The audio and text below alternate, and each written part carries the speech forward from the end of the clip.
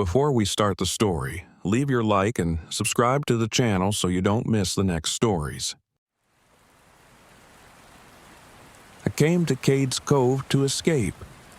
It was supposed to be quiet, isolated, a place where I could get some photography done, breathe in the mountain air, and lose myself in something peaceful for a change. My nerves had been shot since the last firefighting season. Every siren, every ember, every gust of wind felt like it was pulling me back to that place of smoke and screams. It was suffocating. I needed a break, somewhere quiet and beautiful. The great Smoky Mountains had always sounded like a peaceful retreat.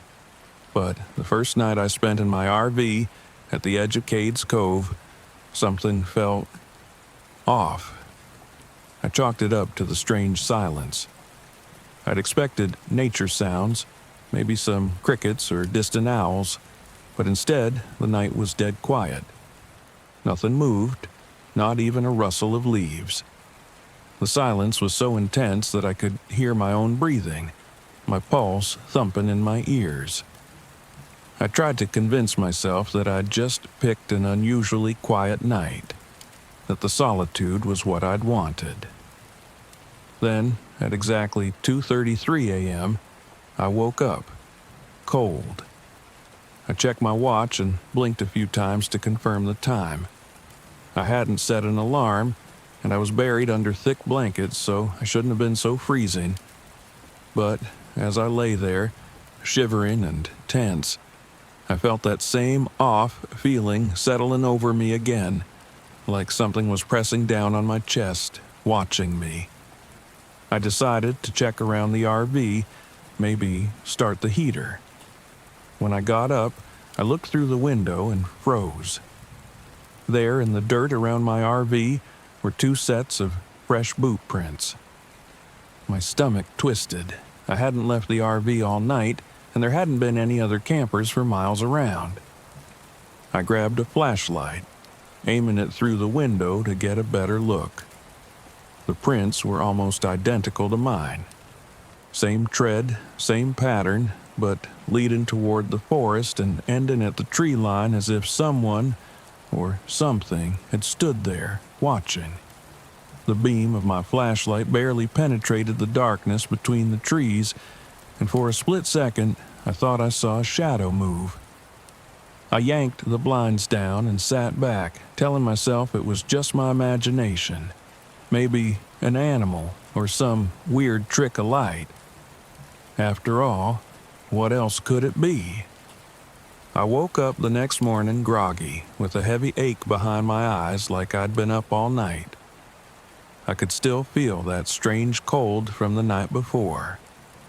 Shaking it off, I grabbed my camera and decided to explore a bit. The light was soft, hazy, perfect for capturing the mist over the fields and the way the morning sun painted the mountains gold.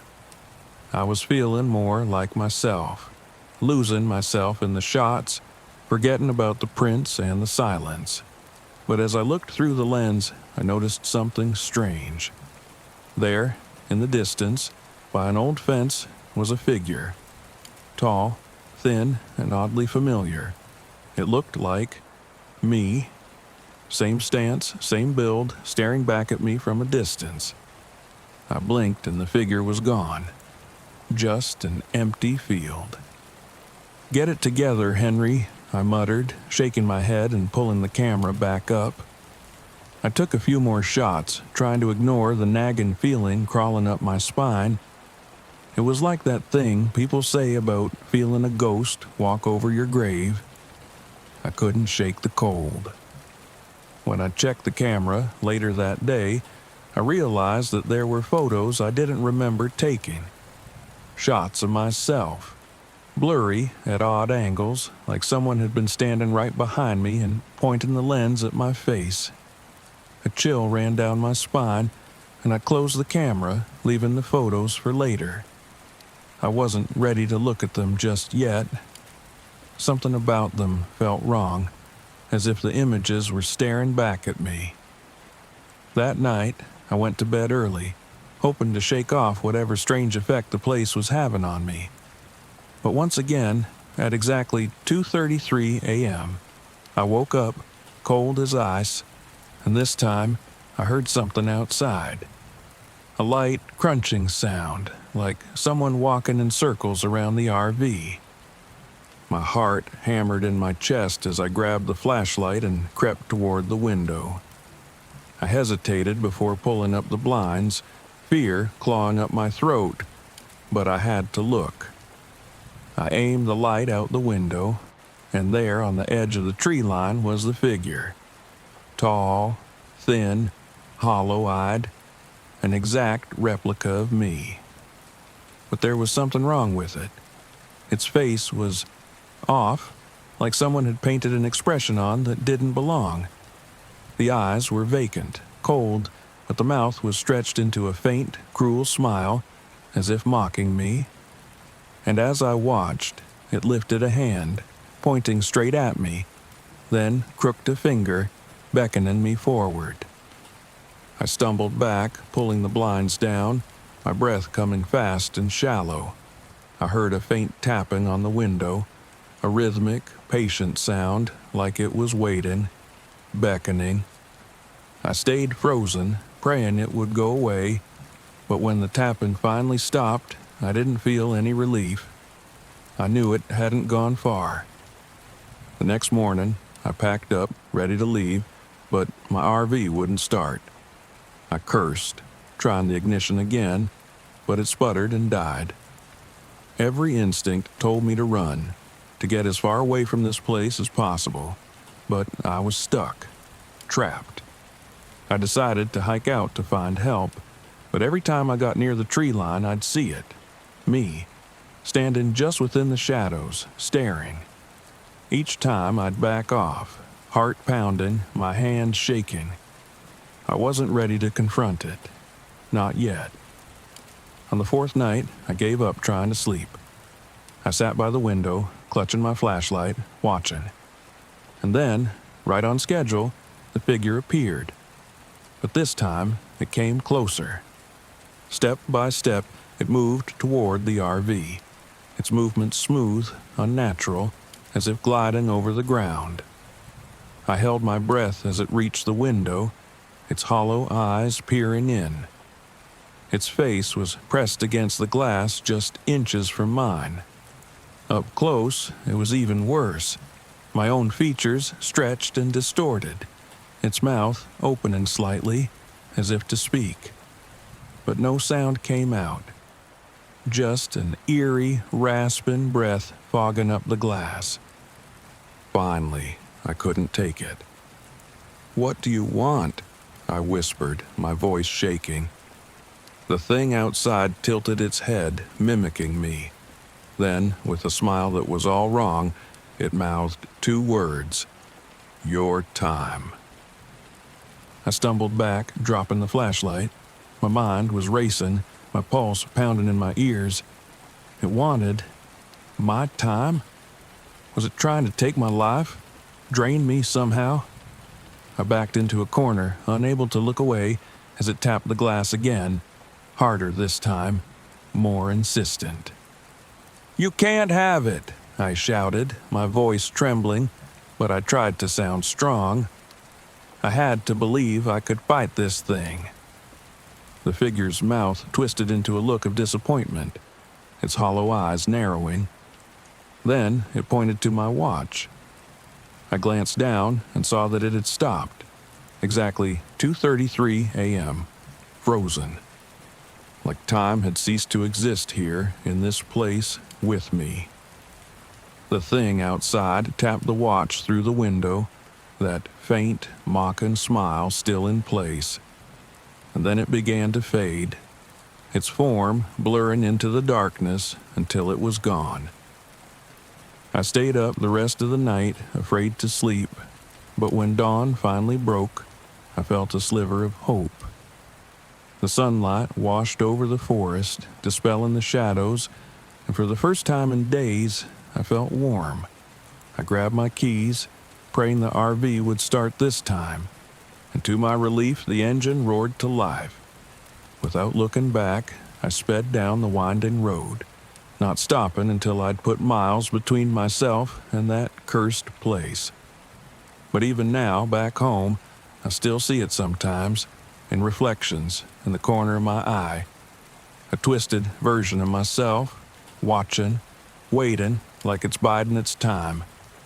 And every night at 2:33 a.m., I feel that same coldness, that pull, and I know that whatever it was, whatever it wanted, it's not done with me yet.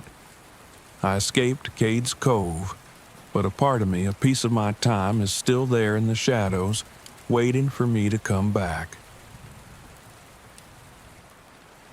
I'd like to say it was all Jamie's idea, that I never would have taken us there if she hadn't brought it up. But that's only half true. I wanted this trip just as much as she did, maybe more. Burned out from work and sick of my own routine, I jumped at the thought of camping somewhere remote and thrilling. Carla was hesitant, but when Jamie brought up the story of the lost Dutchman's gold mine, with its curses and spirits, she was just as intrigued as I was. A little scared, maybe, but that's what made her perfect for the trip. We balanced each other out, or so I thought.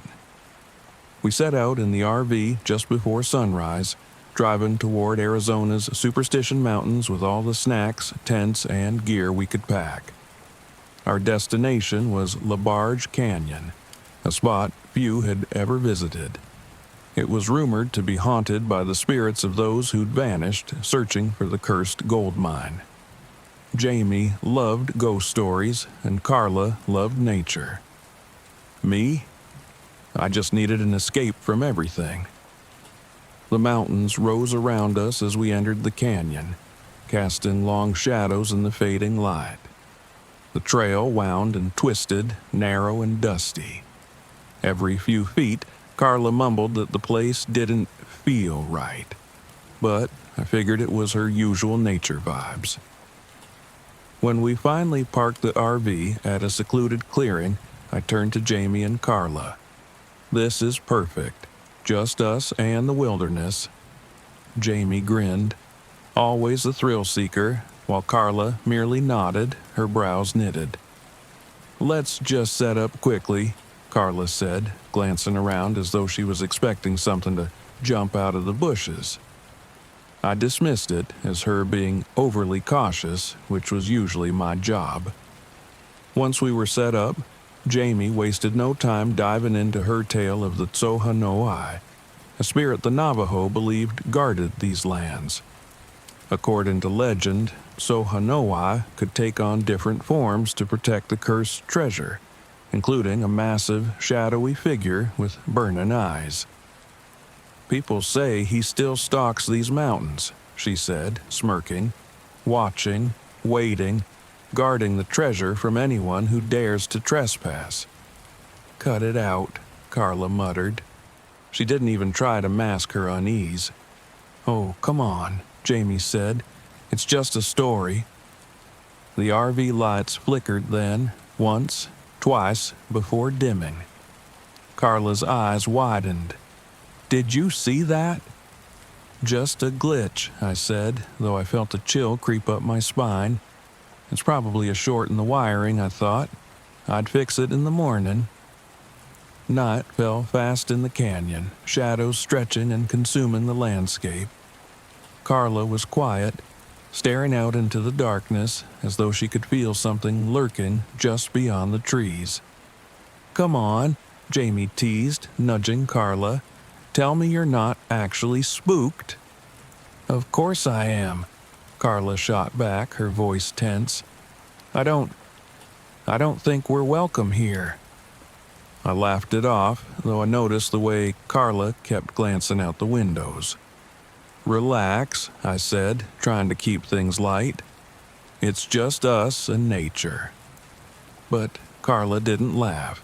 She just murmured, That's what I'm afraid of. Later that night, while Jamie and I were chatting by the fire outside, Carla went to fetch something from the RV. A minute passed, then 2. When she didn't come back, I got up to check. "Carla," I called, stepping inside.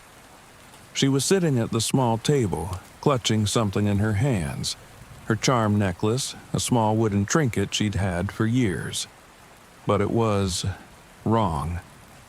The wooden bead at the center was cracked, the delicate carving scratched and torn. "Did you drop it or something?" I asked, not quite sure what else to say. "No, I found it like this, outside," she whispered, her voice trembling. I know I left it in here.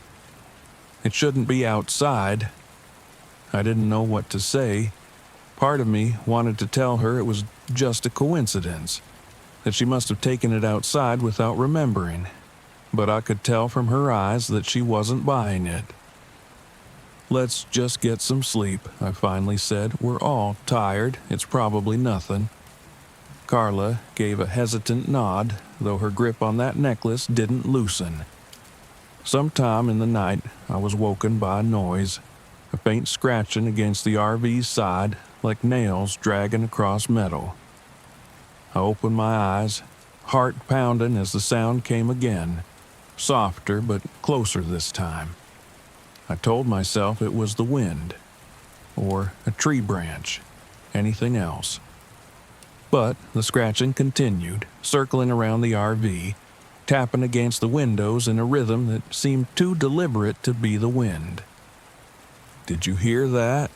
Jamie's voice was barely a whisper, but in the silence of the RV, it was loud enough to make me jump.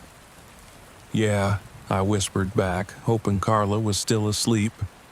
But she wasn't. She sat up, eyes wide and scared. "It's him," she whispered. "It's So Hanoi." "Oh, come on," I said, though my voice didn't sound as confident as I'd hoped. But Carla didn't answer. She just turned to the window, eyes darting around the dark as though expecting to see something out there. The scratching stopped around dawn, but none of us got much sleep after that. I stepped outside, half expecting to see claw marks or scratches, but there was nothing. Jamie and Carla were quiet as we ate a hasty breakfast. Carla clutched her charm necklace like it was a lifeline, her eyes darting around as though expecting something to jump out of the trees at any moment. "We should leave," Carla finally said, her voice soft but firm. "What? We've only been here one night," Jamie protested. "It's just nerves, right?" But Carla shook her head. "It's not just nerves. I don't think we're supposed to be here." Jamie rolled her eyes. "It's just a story, a legend. We're not actually in danger." "Then explain this," Carla snapped, holding up her necklace. "Explain the sounds, the feeling. Something is out there." The tension was thick, but I didn't want to argue. "Let's give it another night," I said, hoping to ease the strain. "If anything else happens, we'll go." That night, I lay awake, every sound amplified in the silence. The wind howled softly through the canyon, but there was something else, a low, guttural hum, faint but constant, like a distant growl. Jamie was still asleep, but Carla was awake, watching the darkness with wide, terrified eyes. And then we saw it. Through the small window, a figure moved between the trees. It was tall, unnaturally tall, with limbs that seemed too long, its body cloaked in shadows. The eyes, they weren't just glowing, they were burning, like two hollow flames staring back at us. It moved slowly, almost gracefully, gliding through the trees, never breaking eye contact with the RV. Jamie woke up, gasping as she caught sight of it. "Is that?" I didn't answer. I couldn't. I was frozen, every instinct in my body telling me not to move, not to breathe, not to do anything that might draw its attention. But then it stopped, turning toward us fully, and it smiled. It was the most horrifying thing I'd ever seen. A smile that wasn't a smile. Lips twisted into an impossible shape, bearing teeth that looked more like shards of bone than anything human. The lights flickered again, and just like that, it was gone. We spent the rest of the night in terrified silence, jumping at every little sound. By morning, we were exhausted, but we knew we couldn't stay. "We're leaving," Carla said firmly. "I'm not spending another night here." No one argued. We packed up in silence, too terrified to say anything. When we climbed back into the RV, I tried the ignition. Nothing happened. Jamie cursed, pounding her fist against the dashboard while Carla stared out the window, gripping her necklace so tightly her knuckles were white. "Try again," Jamie said, her voice panicked. I turned the key, desperate, but the RV didn't budge. "It doesn't want us to leave," Carla whispered, her voice trembling. We have to give it something. An offering." Jamie scoffed, but I saw the fear in her eyes. "An offering? What do we have to give?" Carla looked down at her charm necklace, hesitating. "This," she said softly. "It's protected me for years. Maybe it'll satisfy him." I didn't believe in that kind of stuff, but at that moment, I was desperate enough to try anything. We stepped out of the RV, the eerie silence pressing down on us. Carla walked toward a nearby rock, placing her necklace there, along with a small pocket knife from Jamie and a lighter I'd been carrying. We held our breath, waiting. For a moment, nothing happened. Then a low growl echoed through the canyon, followed by that familiar scratching sound, circling us, growing louder and louder until it felt like it was inside our skulls. But then, silence. The wind picked up, scattering dust around us. The oppressive feeling in the air lifted just slightly, like a weight being lifted from our chests. When we got back in the RV, I tried the ignition one last time, and this time it roared to life. As we drove away, I glanced back at the canyon, half expecting to see the figure watching us from the trees. But there was nothing. Just the empty, desolate landscape fading into the distance. For days after, I couldn't shake the feeling of being watched. Carla kept glancing over her shoulder, flinching at every shadow. Jamie laughed it off, but her smile never quite reached her eyes. We never spoke about it again, not really. But every now and then, when I close my eyes, I still see that twisted smile, those burning eyes, and I know that we were lucky to make it out at all. When Beth first suggested camping in the Black Hills, I shrugged it off as one of her thrill-seeking ideas. "I read there's like serious energy there," she'd said, her eyes wide with excitement. She was giddy about this place, practically vibrating with all the spooky things she'd heard about it. I was here for the fresh air, honestly. Devin wanted pictures for his photography portfolio, and Beth just wanted to feel close to something supernatural. I figured it'd be nothing but cold nights and scenic hikes. And yet, here we were, in the middle of nowhere, and I was already regretting it. "Why did you pick this spot?" Chris asked for the third time, his voice full of irritation. Chris wasn't exactly the outdoor type, but Devin had dragged him along. He rolled his eyes every time Beth mentioned ghosts or spirits, and he checked his phone every few minutes as though it could get a signal here. "It's just a vibe," Beth said, sounding a little defensive. "Besides, look around. It's beautiful here." And it was. Towering trees surrounded us, their dark trunks rising into a mist that hung heavy between the branches. The sky was already dimming, colors bleeding out as the sun dipped lower, casting long shadows that seemed to stretch and shift with every gust of wind. I couldn't deny there was something otherworldly about the place, but I'd never admit that to Beth. We set up the RV and started a campfire, but things quickly went south. The stove we'd brought wouldn't work, the water filter leaked, and when Devin wandered off to take pictures, Chris and Beth started bickering. I felt the tension rising around us like the mist, seeping into our group and drawing out every little irritation. When Devin finally came back, I noticed he was pale, his hands clenching his camera a little too tightly. He didn't say much, just sat close to the fire and stared into the woods. I caught him looking over his shoulder a few times, almost like he was watching for something. "What's up?" I asked, nudging him. "Nothing," he mumbled, glancing away. But I knew Devin. I could see the unease in his eyes. Beth broke the silence, trying to keep things light. "Have you heard the story of Walking Sam?" she asked, leaning in, her voice dropping to a whisper. "They say he's a tall, shadowy figure who roams these woods. He finds people who are lost or lonely, and he pulls them away, disappearing into the darkness with them." Chris scoffed. "Please, that's just some urban legend, probably made up to scare people." Beth shrugged.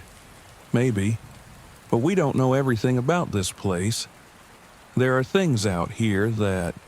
She trailed off, her eyes flicking to the trees. "Let's just keep it light, okay?" I said, trying to keep the peace. I wanted to enjoy the night, not sit here scaring ourselves with stories. As darkness settled in, the forest became eerily quiet. The usual sounds of insects and rustling leaves faded, leaving only the crackle of the fire. Then, faintly, I heard it, the whispering. It was so subtle at first, I thought it was the wind, but soon it grew louder, overlapping voices like a distant crowd, a murmur of words I couldn't understand. "Do you hear that?" Devin whispered, his face pale in the firelight. Beth nodded, her eyes wide, and even Chris looked uneasy, glancing into the woods. "It's just the wind," I said firmly, trying to sound more confident than I felt.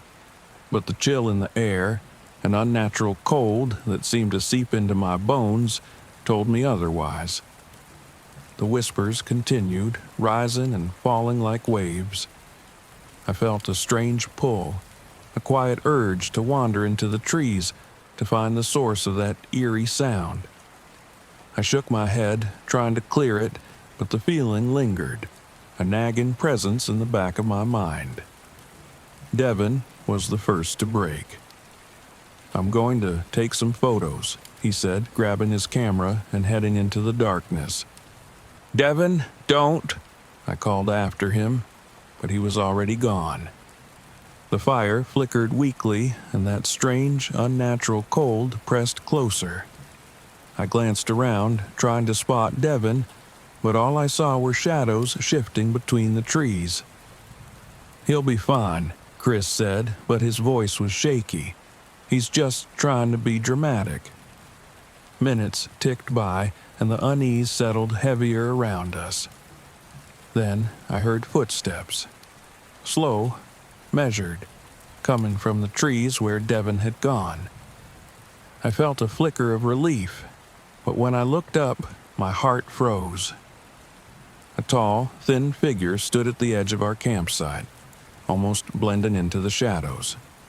Its body seemed to waver, as if it was made of smoke, and its head, it was featureless, just a dark void where a face should be. Beth let out a small gasp, and Chris cursed under his breath. I forced myself to stay calm, even as fear clawed up my spine. "Devin?" I whispered, hoping it was just a trick of the light. The figure didn't move. It just stood there, watching. Or at least, I thought it was watching. How could I tell? Maybe we should go get him, Beth whispered, clutching her flashlight tightly. I was about to agree when Devin stumbled into the firelight, breathing heavily, his eyes wild. Did you see it?" he gasped, looking back toward the trees. "We saw something," I said, my voice barely a whisper. What was that?" He shook his head, looking as shaken as I felt. "I don't know, but it was watching me." The whispers grew louder, surrounding us, words I couldn't understand filling the air. Beth seemed to be in a trance, her eyes glazed over, staring into the darkness with a strange, almost longing look. "Beth?" I shook her, snapping her out of it. "What?" She blinked, looking confused, like she'd just woken up. "We need to get out of here," I said, feeling the weight of the presence around us pressing closer. "Now." We scrambled to pack up, but as we tried to start the RV, the engine sputtered and died. Panic clawed at my throat. I could still feel that thing out there, watching us, waiting. Chris tried the engine again, cursing as it refused to turn over. "This can't be happening," he muttered, his voice shaking. "What the hell is wrong with this place?" Then, out of the corner of my eye, I saw it. The tall figure standing at the edge of the clearing, closer now, its form more defined. Shadows seemed to cling to it, like it was part of the night itself, a darkness that was more than just an absence of light. Devin was the first to react. "I'm not staying here," he whispered, grabbing his flashlight and moving toward the road. I followed, my heart pounding as I glanced back at Beth, who was lingering, staring at the figure.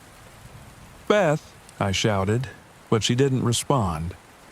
The figure seemed to shift, its dark form stretching, growing taller, and I felt a coldness sweep over me, a despair so deep it felt like drowning. Suddenly, I understood the stories Beth had told. This thing wasn't here to harm us in the way you'd expect.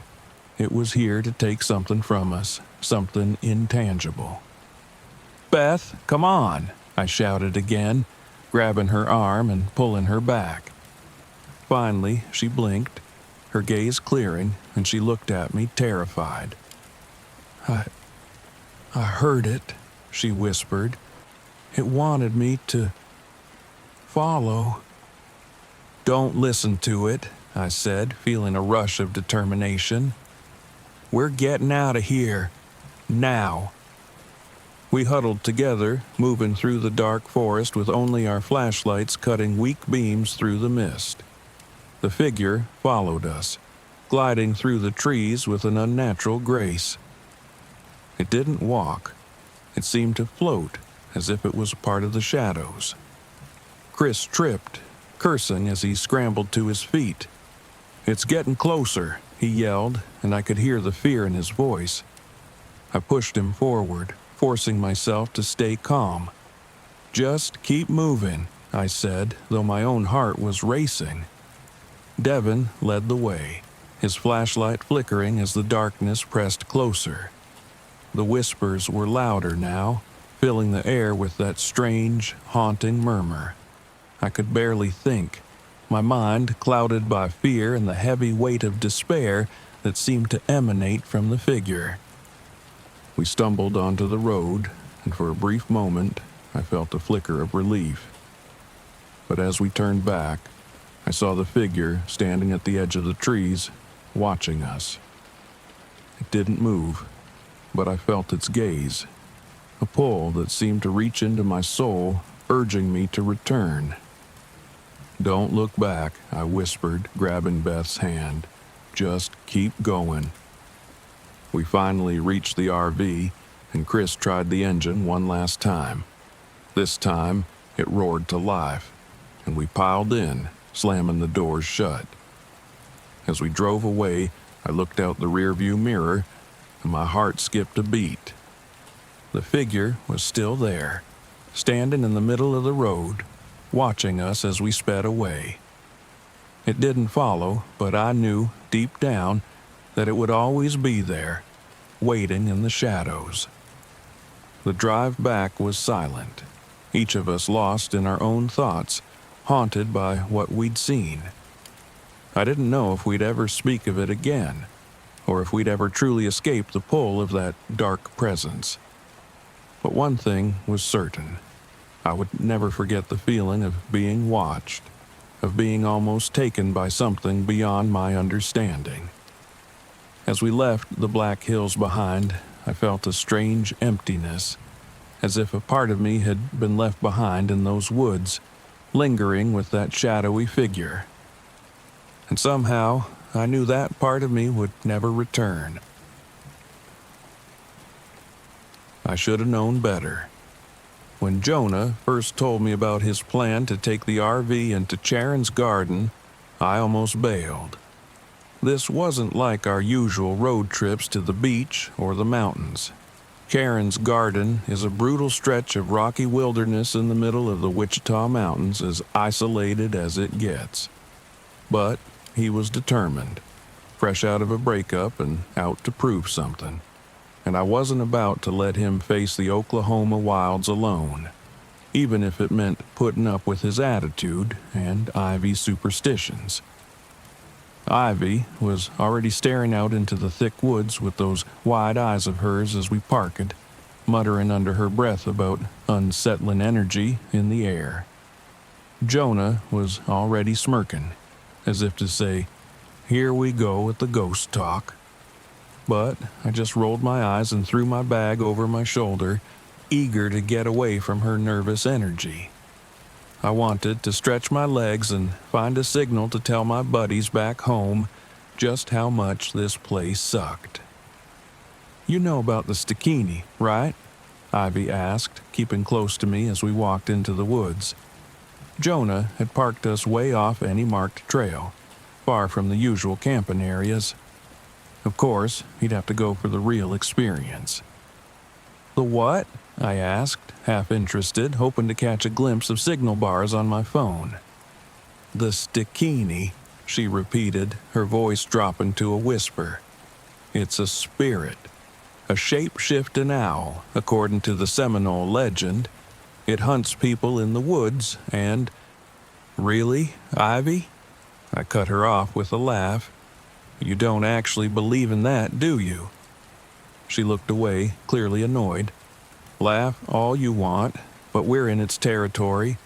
The legends say it's a witch's spirit cursed to hunt humans.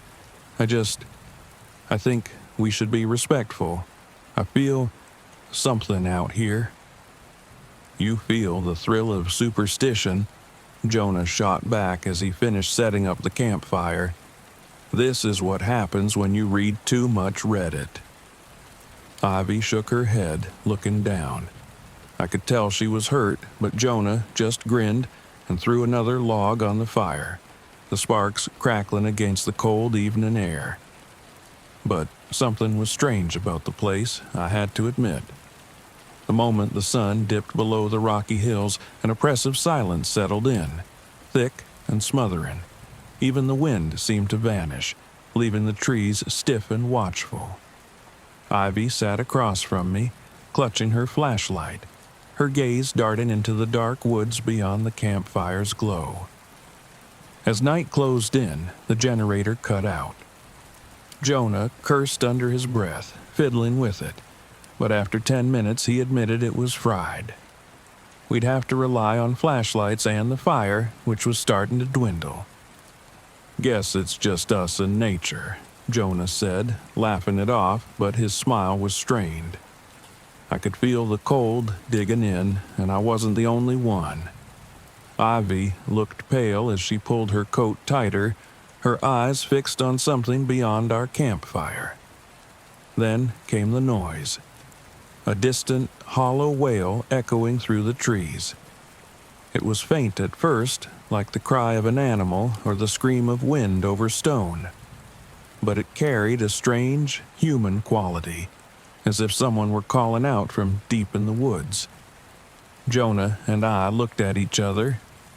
I tried to laugh it off, but even I felt something twist inside me. "It's probably just an animal," Jonah said, a little too loudly. "Coyotes, maybe." Ivy's gaze sharpened. "That's no coyote," she whispered. "It's the Sakini. It's here." "Oh, come on." I threw up my hands. "How do you jump to that? It's just I don't know, maybe a deer in pain." But my words sounded hollow even to me. The sound carried an edge that felt too intentional, too directed at us. I picked up my flashlight and shone it into the woods, but saw nothing except endless dark trees. The wail came again, closer this time. Ivy let out a gasp, clutching her pendant, a little silver talisman her grandmother had given her. "We need to get back in the RV," she murmured, her voice trembling. Jonah sighed but didn't argue, which surprised me. We stood up, ready to head back, when I noticed something strange on a tree just outside the firelight. A carving. I walked over, shining my flashlight on it. "What the?" I muttered. It was a symbol, jagged and lupin, carved into the bark with what looked like claw marks. There were more on other trees, strange symbols that didn't look like anything I'd ever seen. "Ivy, are these like protection symbols or something?" I asked, trying to keep the fear out of my voice. She nodded slowly. "Wards, maybe, to keep the Sakini away." Jonah shook his head, his impatience turning to something darker. "Enough with the Sakini stuff, Ivy. It's just scratches on trees." But I noticed he wasn't looking at her when he said it. His gaze kept shifting to the shadows just beyond the firelight, like he couldn't help himself. That night, I couldn't sleep. Ivy was sniffling softly, whispering a prayer I'd never heard, and Jonah tossed and turned, muttering under his breath. I lay there, staring at the ceiling of the RV, feeling a pressure in my chest that made it hard to breathe. Every so often, I'd hear faint footsteps circling us, too soft to be Jonah or Ivy. It was like something was stalking us, waiting for the fire to die. Around 3 a.m., I finally drifted off, only to be woken by a sound so sudden, so sharp, that I jolted upright. A scream. Not a distant wail, but a full-throated scream of agony, coming from somewhere deep in the woods. My heart was pounding as I fumbled for my flashlight, and I saw that Ivy and Jonah were both awake, wide-eyed with fear. "It's just the wind," Jonah muttered, but his voice shook. Even he didn't believe it anymore. We didn't dare move. Ivy started crying softly, and Jonah tried to comfort her, but his words sounded forced. My hand was sweating around the flashlight, and every shadow in the RV felt like it was stretching toward us, closing in. Then, outside, I saw it. A massive owl perched on a boulder, its body obscenely large, its feathers matted and dark. Its eyes glowed red, unblinking, staring right at us. I froze. My breath caught in my throat. Ivy gasped, and Jonah muttered, "No, no way." The creature tilted its head, almost mockingly, and then, before our eyes, it shifted. Its wings unfurled, morphing into elongated skeletal arms with talon-like fingers. The thing's face twisted, becoming human-like, hollow and gaunt, its eyes still glowing with that horrifying red light. "It's the Sakini," Ivy whispered, her face pale as death. "It's here for us." I didn't need any more convincing. I scrambled to the front seat, and Jonah grabbed Ivy, pulling her along. But as I turned the key, the RV sputtered. I tried again, desperately, but the engine refused to turn over. "It's not starting." I shouted, my voice barely under control. The Sakini let out a scream, so high-pitched and so loud that I felt blood trickling from my ears.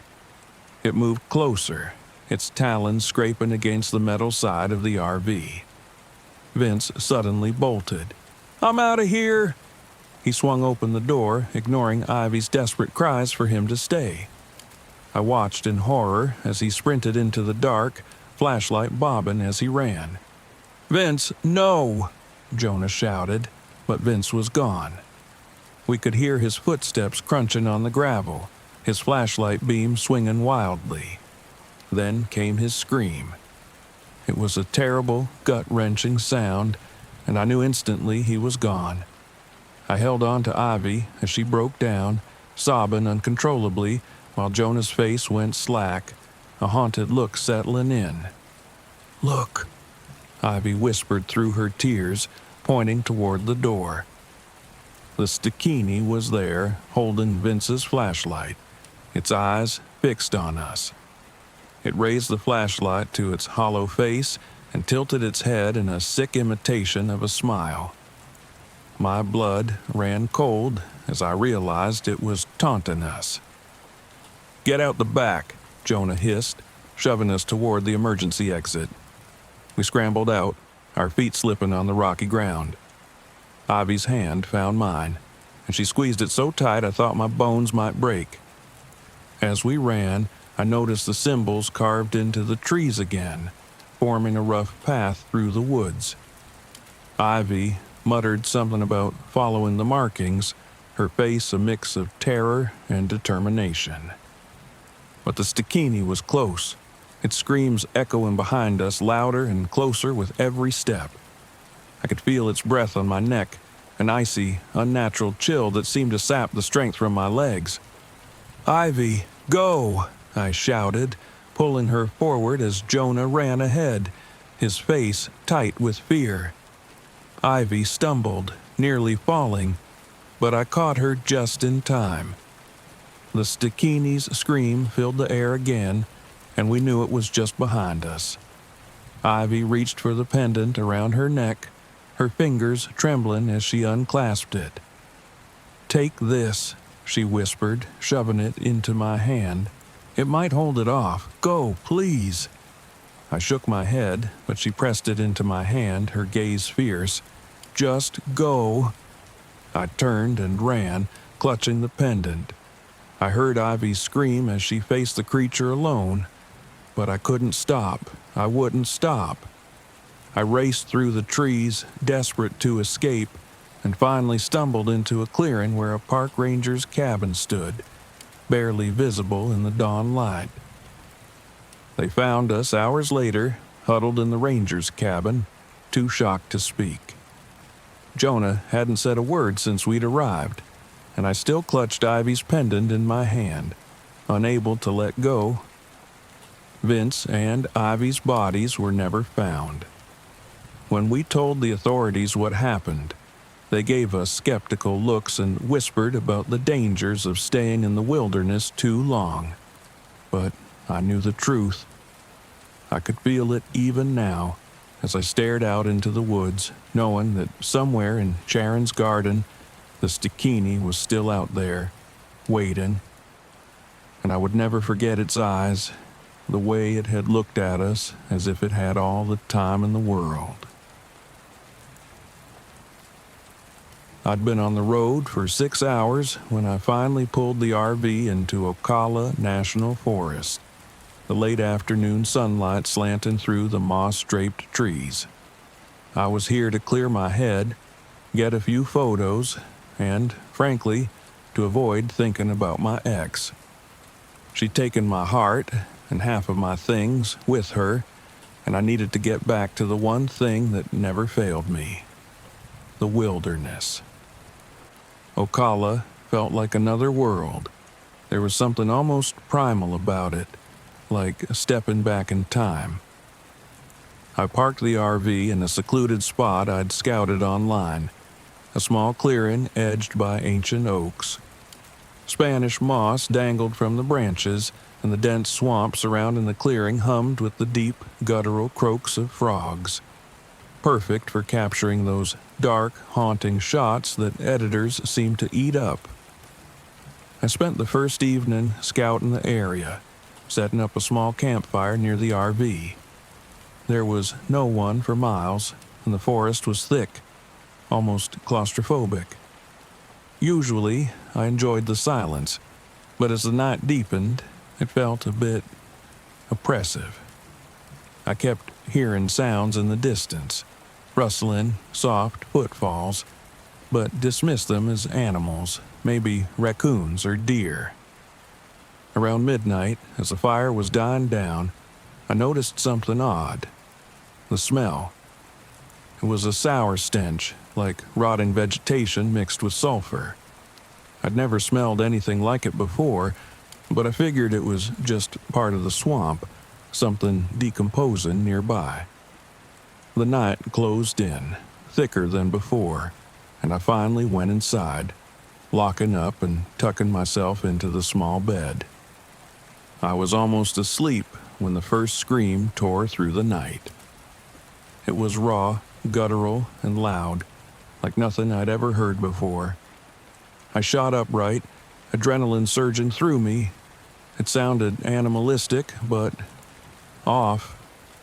There was a strange, almost human edge to it, as if someone, or something, was out there in pain. I grabbed my flashlight, hesitating. Every nerve in my body screamed to stay inside, but curiosity won out. I cracked the door open, shivering as the cold night air washed over me, and shone the flashlight into the trees. The beam caught the glint of eyeshine in the darkness. For a split second, I thought I saw something large, hunched over, slipping back into the shadows. My pulse raced, and I slammed the door, trying to shake off the image. Maybe it was a bear, I told myself, though I knew it was too low to the ground and too oddly shaped for that. I locked the door and sat on the edge of the bed, heart hammering. I stayed awake for hours, but the forest fell silent.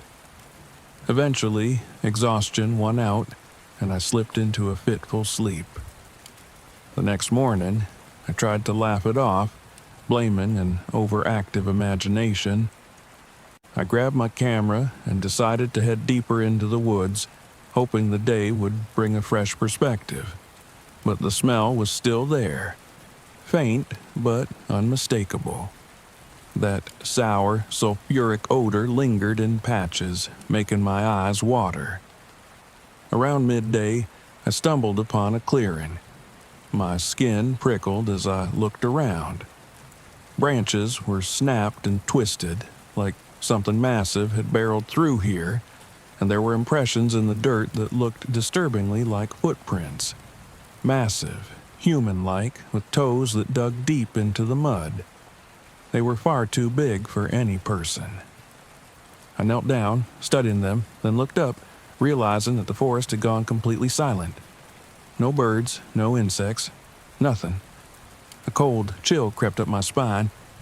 Something wasn't right here. That night, I stayed inside the RV, armed with my camera and a flashlight. I didn't want to admit I was spooked, but I couldn't shake the feeling that I was being watched.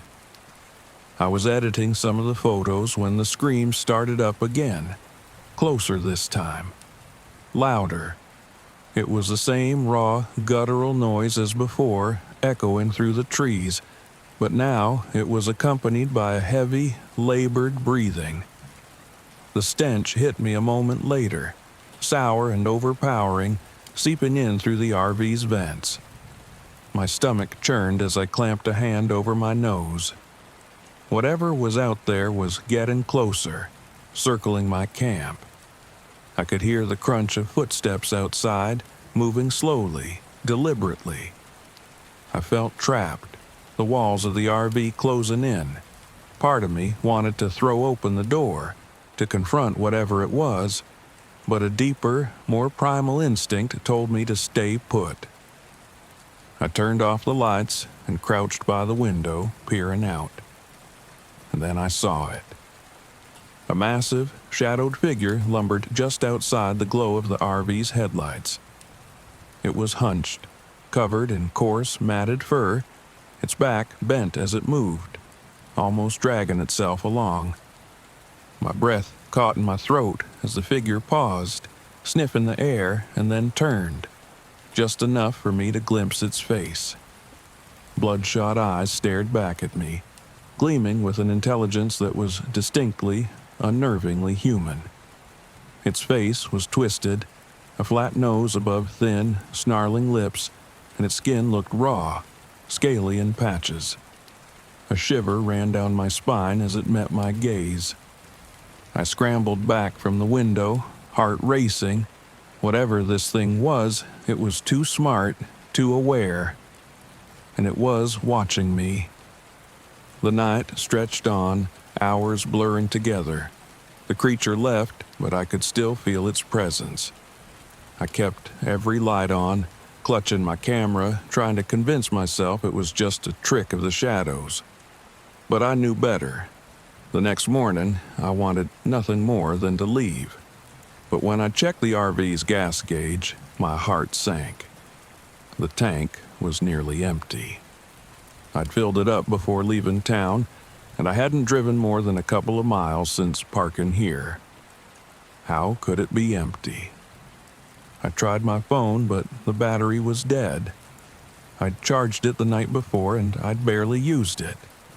Panic welled up as I checked my camera and found the same thing.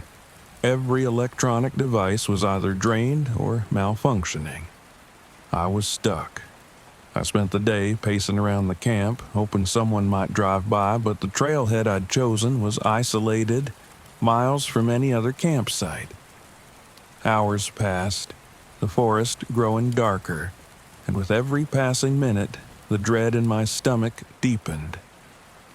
As night fell, I locked myself inside again, hoping the creature wouldn't come back.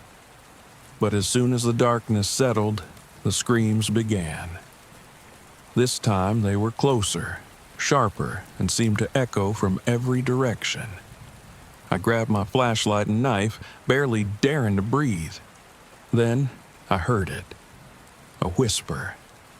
My name, drifting from the trees, distorted but unmistakable. Nate? My heart thundered. I tried to tell myself it was the wind, that my mind was playing tricks, but then I heard it again, clearer this time. Nate. It was my ex-girlfriend's voice, the same tone she'd used when we were together. But there was something wrong with it. A strange lilt that twisted her familiar voice into something sinister. I clamped my hands over my ears, but the whispers continued, seeping into my mind like poison. Come outside, Nate. It was everywhere, surrounding me. My mind raced, logic warring with instinct. The voices shifted, twisting into my mother's voice, then my father's, even my own. It was taunting me, using my own memories against me, trying to draw me out. I stayed rooted in place, clinging to my sanity as the whispers faded, replaced by the creature's heavy breathing just outside. The sour stench filled the RV again, and I could hear it scraping its claws along the metal. I was losing it, barely holding it together. I knew that if I stayed here, it would drive me mad, or worse. I had to get out. At the first light of dawn, I gathered my things, grabbed the knife, and shoved my camera into my bag. I didn't care about the RV or the rest of my gear. I just needed to get out of these woods. I opened the door, stepping into the cool morning air, and set off down the trail, not daring to look back.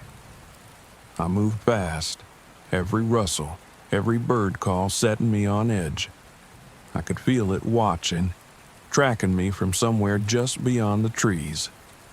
The sour stench came and went, growing stronger each time, as if the creature was circling, closing in. Finally, after hours of stumbling through the forest, I broke through the trees and found myself on a dirt road. Relief washed over me, and I jogged down the road, lungs burning. Just as I began to hope that I'd finally made it out, I heard a low growl from the trees behind me. I spun around and saw it, hulking at the edge of the road, its red eyes boring into me. It stepped forward, its massive, clawed hands outstretched. I held up my knife, heart racing, but I knew it was useless. This thing was bigger, faster, and smarter than me. It knew I was helpless. I took a step back, then another, trying to inch my way down the road. The creature snarled, its eyes narrowing. Then, with a final, blood-chilling scream, it lunged. I don't remember how I made it out. Maybe it was adrenaline or pure blind luck. But the next thing I knew, I was stumbling down the road as a truck pulled up, a local hunter in the driver's seat. He took one look at me, at my pale, terrified face, and nodded grimly. "Seen it, huh?" he muttered, his voice low. "You're lucky. Most folks don't come back." I sank into the seat, barely able to speak, still feeling that sour stench clinging to my skin. We drove in silence, the forest stretching away behind us, but I couldn't shake the feeling that it was still out there, that it hadn't given up. It's been months since that night, and I haven't set foot in a forest since. Sometimes I think about Ocala, about the creature that watched me, taunted me, and almost claimed me. Late at night, when I'm alone, I can still smell that sickly, sour stench. And sometimes, just sometimes, I hear my name whispered from the shadows. They say some things in the woods don't want to be found. I believe that now. When I parked the RV along the edge of Devil's Lake, a strange kind of silence settled over me. The area was gorgeous.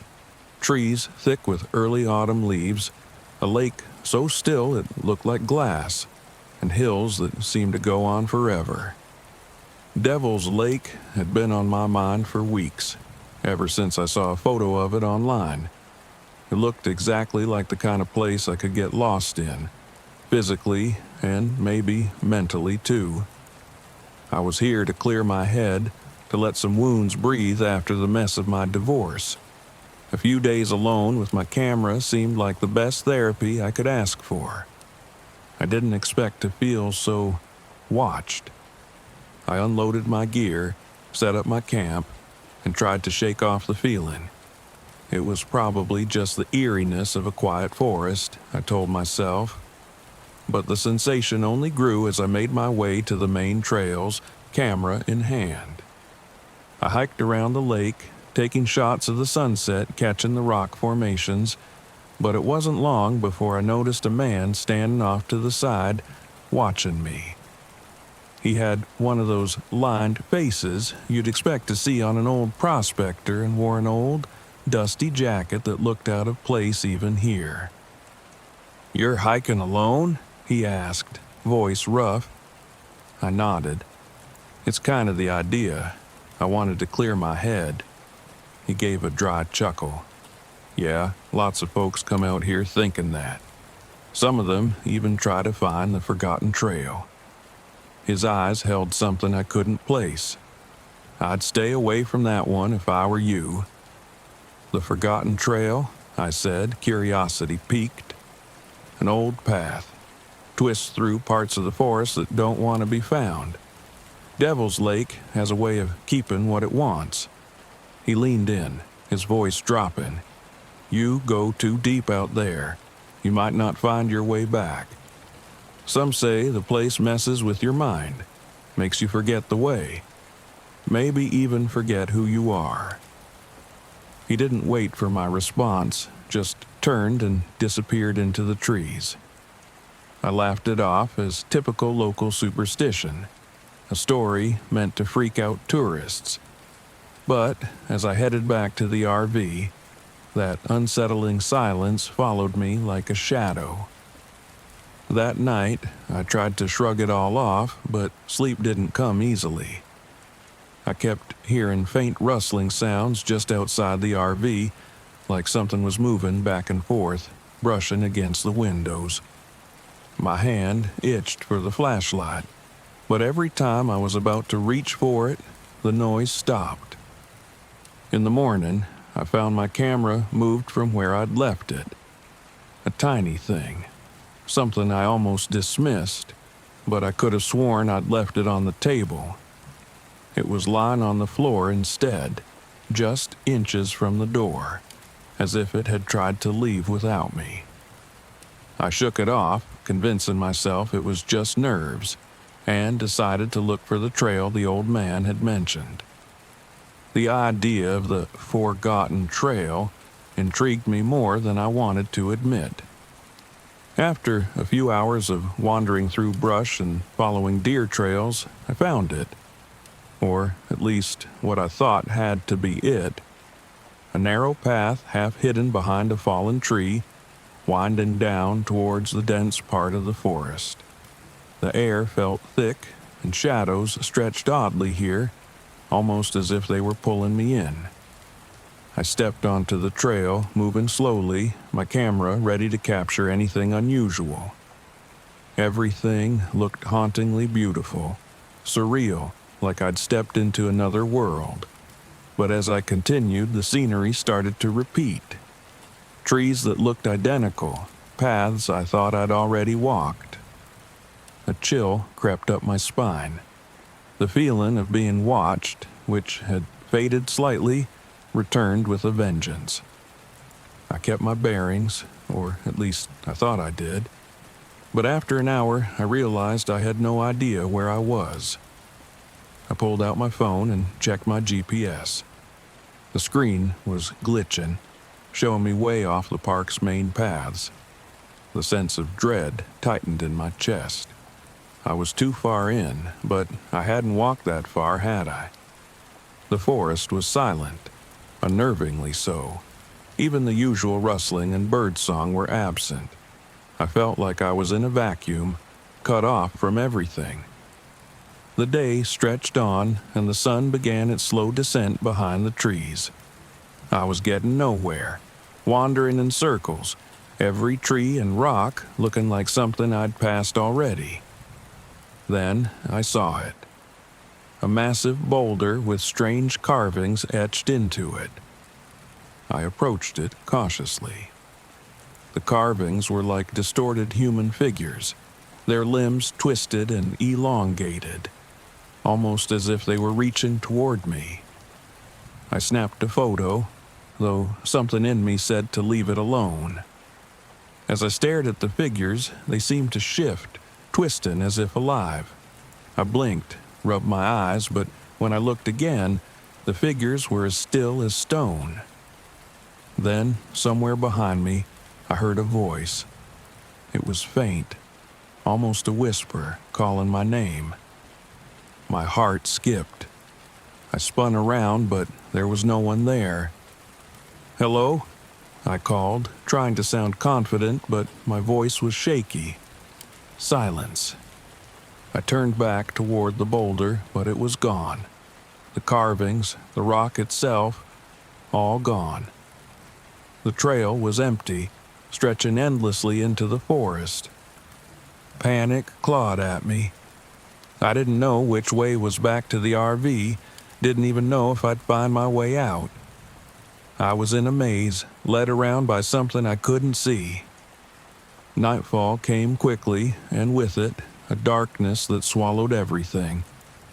My flashlight cut through only a few feet ahead, the rest of the forest a lumen wall of black. Every few minutes, I heard the whisper again, faint but distinct, calling my name. Then I saw it. A figure standing just beyond the reach of my light. Tall and thin, its arms and legs elongated, almost insect-like. Its eyes were hollow, reflective, catching the light like an animal's.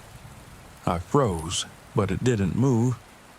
Just watched me, its head tilted slightly as though studying me. Who are you?"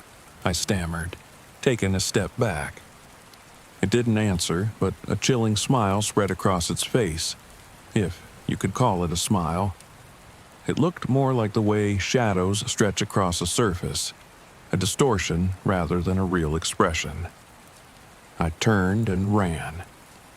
I don't know how long I sprinted through the forest, my feet catching on roots and rocks, my breath ragged.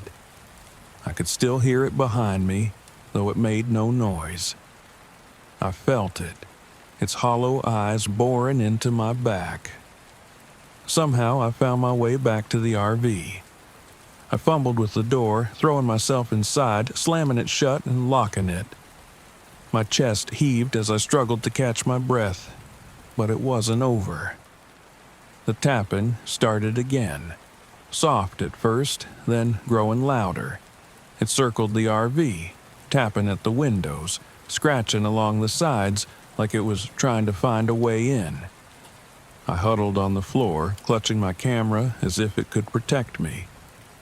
The tapping went on for what felt like hours, a steady, rhythmic sound that crawled under my skin. I could hear footsteps outside, moving around in circles, each lap closer than the last. Eventually, silence fell. I waited, barely breathing, listening for any sign that it was still out there. Slowly, I got up, peering out the window. Nothing. Just the dark, empty forest. I didn't sleep that night. Instead, I sat with the camera, reviewing the photos from the day. When I got to the shots of the boulder, my stomach twisted. The carvings were different. They weren't the twisted figures I remembered. In the photo, they were faces. Familiar faces. My own face, carved over and over into the stone, my mouth open in a scream. A chill ran down my spine, and I dropped the camera. The image was burned into my mind. Those faces etched into stone, watching, waiting. I don't know what happened after that. I must have fallen asleep eventually, because I woke up to daylight streaming through the RV windows. The forest looked normal, as though the night before had just been a nightmare. But I knew it wasn't. I packed up quickly, my hands shaking as I gathered my things. When I went to grab my keys, I found them lying outside the RV, half buried in the dirt. I hadn't left them there. I knew I hadn't. My last look at Devil's Lake was from the rearview mirror. The forest stretched on, beautiful and calm, with no hint of the horrors it held at night. But as I drove away, I thought I saw something standing in the trees. A figure, tall and thin, watching me leave. I didn't talk about what happened for a long time. Part of me still doesn't believe it, though the memories refuse to fade. Every time I close my eyes, I see that twisted smile, those hollow, reflective eyes. I thought I'd gone there to escape, to clear my mind. But something found me instead, something that doesn't want to be forgotten. Sometimes in the dead of night, I still hear that faint whisper calling my name, as if Devil's Lake hasn't quite let me go, and maybe it never will. I never believed in ghost stories, but I do believe in the Appalachian Mountains. They have this beauty that makes you forget anything else exists. I'd trekked the Rockies, the Cascades, heck, even parts of Alaska, but nothing felt quite as raw as these ancient woods. Mark and Lisa, my college friends, felt the same, or at least I thought they did when we decided on a camping trip up Roan Mountain. Let's just unwind, breathe a little mountain air, remember what it's like to be disconnected, I told them.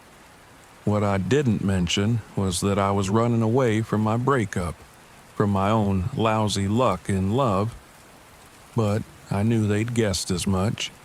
It started off fine, the usual excited chatter, hauling our gear up a trail that twisted through pine and fir. Sunlight dappled across the leaf-strewn path. But about an hour into the hike, things started going sideways. "Ellie, I think your tent's got a busted pole," Mark called out, frowning down at the aluminum pole bent awkwardly in his hand. I cursed under my breath. My tent, a new one I'd barely used, supposedly perfect for rugged adventurers, was now nothing but dead weight. "Guess I'll be bunking with one of you," I said, laughing it off. But the laughter quickly faded. Our luck just kept getting worse. We hit patches of dense fog rolling down the mountain, thick enough to blot out the trail at times. And Mark's map, well, it was old, probably out of date.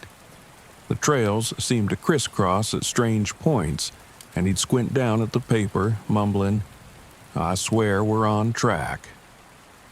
Lisa, of course, was unfazed. She'd grown up in Tennessee, close to these mountains, and swore they were full of strange energies and old spirits. She'd already stopped twice to leave little stones or flowers on rocks and stumps as we hiked. Offerings, she called them. Mark rolled his eyes every time, and I couldn't help but laugh. She was serious about it, though, muttering something about respect and the Watcher. By late afternoon, we finally reached a little clearing near the ridge and set up camp. Mark, always the planner, fussed over his emergency kit while I assembled the tent I'd share with Lisa. It felt strange, almost like the forest was closing in around us as fog pooled between the trees. Then Lisa froze, her eyes wide. "Do you hear that?" she whispered. The forest was silent, not a single sound except a strange echoing hum, soft as a breath, like someone whispering into the fog. "It's just the wind," I said, though the words didn't feel right even as I spoke them.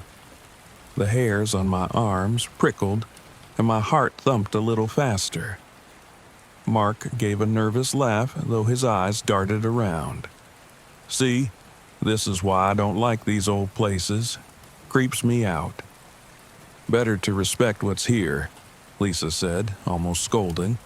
"My grandmother told me about the Watcher, the Dark Watcher. He guards these woods. People say he shows himself if you don't pay your respects." I rolled my eyes. "And how often have you seen him?" She looked at me dead on, her gaze as serious as I'd ever seen it. "Not him. But I've heard things. Don't take it lightly." That night, I lay awake in the tent, my eyes darting up at every noise. Lisa's soft breathing next to me was reassuring, but my mind kept drifting back to her stories. I wanted to brush them off, but there was something about the way she talked about it. Then I heard footsteps. They were slow, deliberate, moving around our campsite. I lay there, frozen, my mind racing. Was it a bear? Another camper? But it sounded different. The steps were too heavy, almost like they sank into the earth with each stride, and they were circling us. I whispered Lisa's name, nudging her. She blinked awake, and I saw her face go pale. The footsteps stopped. We both held our breath, straining to listen. Silence. Only the fog and the dark pressing down on us. The next morning, Mark woke up with bags under his eyes. "Did you two hear that last night?" he asked, rubbing his temples. I kept thinking I saw something. Someone, I don't know, standing there on the ridge. Lisa shot me a knowing look. The Watcher. "Oh, please," I muttered, though my voice wavered. We broke camp and hiked on, trying to shake off the night's unease. But as we went deeper into the woods, I noticed things weren't right. The air felt colder, and the trees seemed to crowd closer together.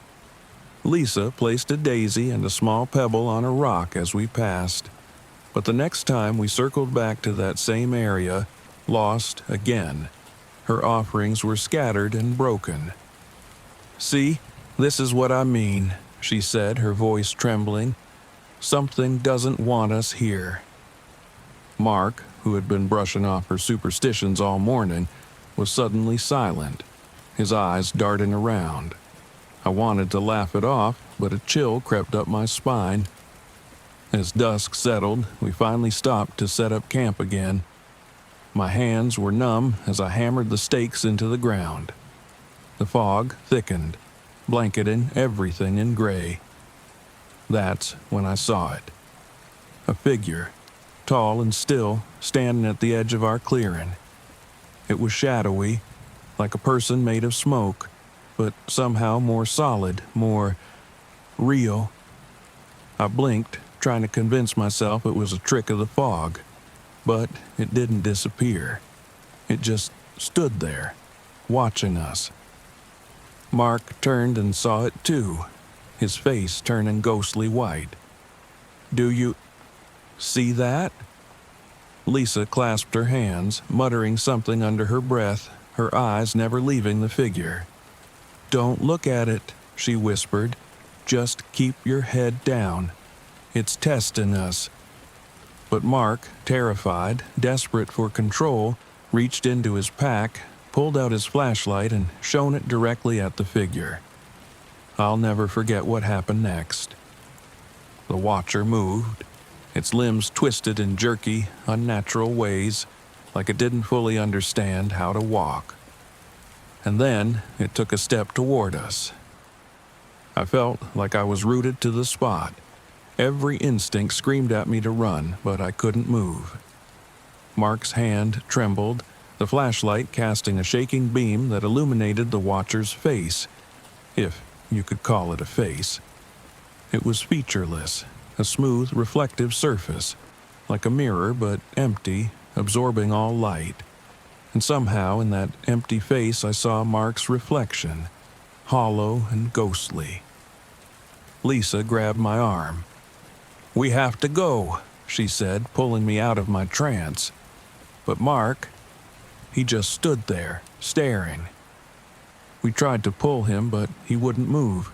His eyes were fixed on the watcher, his face slack, his breathing shallow. I was screaming, begging him to snap out of it, but he didn't react. It was like he was somewhere else entirely. Lisa muttered something, reaching into her pocket to leave another offering, a piece of her bracelet, a silver charm her grandmother had given her. She set it down on the ground, muttering words of apology. The watcher tilted its head like it was considering her offering. And then, just as slowly as it had appeared, it melted back into the fog. Mark crumpled to the ground. I fell beside him, shaking his shoulders, whispering his name.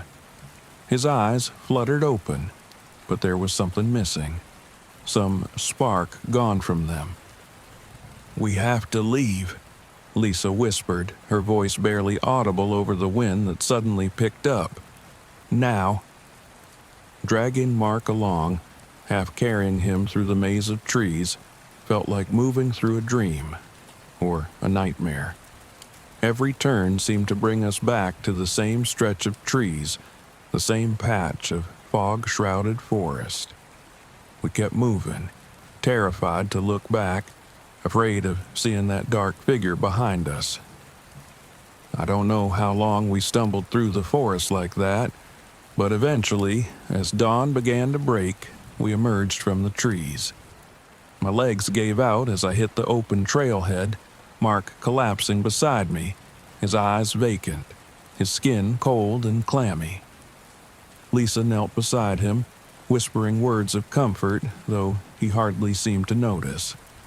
She left one last offering on the ground, a small leaf she'd tucked in her pocket earlier.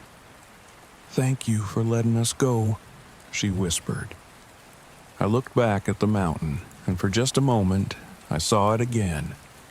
The watcher, standing on the ridge, watching us with that featureless face. As we drove away in silence, I couldn't shake the feeling that part of me was still up there on that mountain. Mark sat in the back seat, staring out the window, his mouth slightly open, his gaze unfocused. Days later, I still couldn't get him to talk about what he'd seen. When I asked, he'd just shake his head, his hands trembling. Lisa told me she didn't think we'd ever be the same. "We saw something we weren't meant to see," she said. "Sometimes things in the world demand respect, and when we don't give it to them, they take it from us." I don't go hiking anymore, and I don't even talk to Mark. I saw him once after the trip, his eyes hollow and haunted, as if the watcher had taken something from him that he'd never get back. And at night, when I close my eyes, I still see that shadow on the ridge, a dark figure waiting, watching, just on the edge of my memory, like it'll always be part of me. Even now, in my quietest moments, I swear I can still feel its gaze. The watcher in the Appalachians, waiting for someone else to wander into its woods, someone else to test, and maybe, this time, someone else who won't make it out. We'd been driving for hours through the Black Hills National Forest, winding around mountains and vast swaths of dark pine. Tyler sat beside me in the passenger seat, humming to some rock station, all grins and easygoing charm. "This place is unreal," he said, gazing out the window at the sharp peaks cutting into the darkening sky. "Perfect place to disappear, huh?" I rolled my eyes but couldn't deny it. Something about the Black Hills felt untouched and raw, like the kind of place that had never needed people and wasn't about to start. I'd agreed to this trip because Tyler was my best friend, and it had been a long time since we'd done anything like this. Since college, we'd drifted a little, and Tyler, the eternal thrill-seeker, thought a weekend in the wilderness was just what we needed. He'd been all about the idea of camping somewhere authentic, somewhere far from cell signals, roads, and tourists. As for me, I was here for the hiking, for a little quiet, and for one last weekend before work swallowed me whole. And Tyler? Well, he was here for a good scare. Said he'd heard stories about the Black Hills. Weird stories. "Have you heard about stick Indians?" he'd asked when we were packing. "Sounds like a made-up ghost story," I'd replied, brushing him off. But now, seeing the sun dip below the pines, the shadows stretching, the unease hit a little closer. We parked at a small trailhead, shouldered our bags, and headed in, hiking about 2 miles until the last of the sunlight faded and the sky went a deep indigo. Tyler picked a spot off-trail for our tents, a clearing surrounded by thick trees that blocked out the distant lights of the road. "Got the firewood ready?" Tyler asked, already pulling out his camera to document his authentic camping experience. I grunted. Typical Tyler. He brought the fun stuff, but left out essentials. "Hope this'll last us," I said, stacking a modest pile of wood. "Didn't bring enough to last the whole night." Tyler shrugged, setting up his camera near the fire. "Don't need much, just a little atmosphere." We sat around the flickering fire, our laughter carrying into the night as Tyler regaled me with stories he'd researched online. Stick Indians, he explained, were said to be creatures that haunted forests in the Pacific Northwest and beyond. They were nocturnal, human-like but distorted, creatures that loved to mess with people's minds, making them lost, disoriented. He grinned, loving the way my skepticism barely hid the chills creeping up my spine. "Think about it," he continued. "We're probably the only two people for miles around here. Just us, the trees, and whatever watches us at night." "Or bears," I replied dryly. "Or wolves. Or the creepy old guys who look for campers like you to scare off." Tyler snorted, but a moment later his attention drifted to something behind me. His eyes went unfocused and he stopped smiling. "Did you hear that?" I turned around, but there was only the crackling of the fire. "Hear what?" He waited a beat, then shook his head, plastering a grin back on his face. "Nothing. Guess I'm already getting into the spirit of things." He chuckled, but there was something uneasy in his voice now. As we got ready for bed, I could feel an almost palpable silence settle over the forest, as if we'd slipped under a blanket of stillness. The trees around us seemed to close in. I kept telling myself it was just the usual wilderness effect, a reminder of how small we were here, how out of place. But it felt like something was listening. I was almost asleep when I heard Tyler sit up. His silhouette shifted in the dim glow of the dying embers. "Jordan," he whispered, "you hear that?" I strained to listen, and there it was, a faint, almost rhythmic shuffling, like something moving in a circle around our tent. It was too quiet to be a person, but too deliberate to be any animal I'd ever heard. My heart thudded, every nerve on edge as we sat, barely breathing. Tyler glanced at me, his eyes wide, his face lit by the moonlight slipping through the tent flap. "Maybe it's just a deer," he whispered, but he didn't sound convinced. The shuffling continued, stopping here and there, as if whatever was out there was toying with us. "Deer don't circle tents," I whispered back. I grabbed the flashlight by my sleeping bag, clicked it on, and pointed it outside. In that second, the sounds stopped. Silence. Nothing but trees swaying in the wind. "It's probably nothing," I muttered, though I wasn't sure who I was trying to convince. We lay back down, and eventually I drifted off. The next day, the forest felt different. The shadows seemed deeper, thicker, and there was a weird buzzing tension in the air. We packed up our gear to go on a day hike. Tyler as chipper as ever, cracking jokes to shake off the night's unease. After a few hours, we stumbled on an old campsite.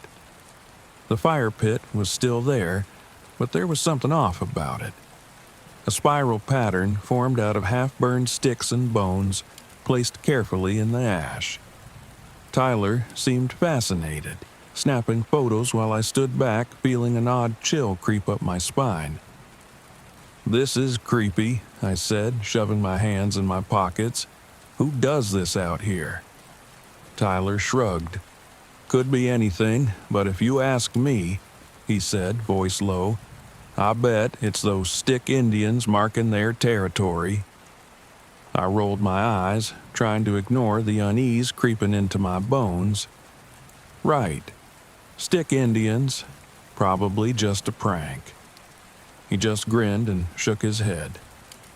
But that night, when we set up camp again, I couldn't shake the feeling we weren't alone. The fire was just starting to burn low when I heard it again, a faint whisper, like a voice just beyond earshot. Tyler was beside me, staring into the fire, a weird expression on his face. "Did you say something?" I asked, trying to keep my voice steady. He shook his head, not meeting my gaze. But then I heard it again, a voice that sounded too much like my own, murmuring words I couldn't quite make out. "Did you hear that?" I whispered. Tyler nodded slowly, his face pale in the firelight. "Yeah, man, I'm hearing it too." The whispers grew louder, shifting from my voice to Tyler's, blending into eerie laughter and words I couldn't understand. I tightened my grip on the flashlight, my pulse racing as the sounds grew sharper, as if they were circling us.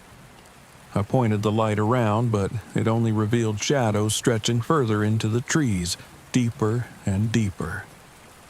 "Come on," I whispered to Tyler. "Let's get inside the tent."